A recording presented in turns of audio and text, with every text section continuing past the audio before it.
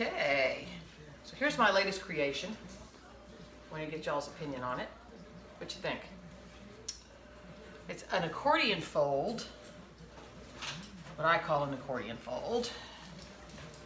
Like this, and I folded it all the way around, and then tied with Sinew right there. That's why you see the white. And then I used black and silver on the line, and then I did a squinch, which is just kind of just squinching it together, and tied it. There we go. And then I did a squinch and tied it. There we go. I did a squinch and tied for the body and also the top.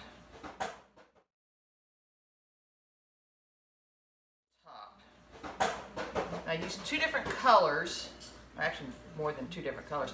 I used greens and blues and yellows in this area. And then I used pinks, reds, and purples in this area. So this is all the same area. What y'all think? It's my Happy New Year shirt. It's like, woohoo for the new year. Goodbye 2020. There we go. So, what do you think?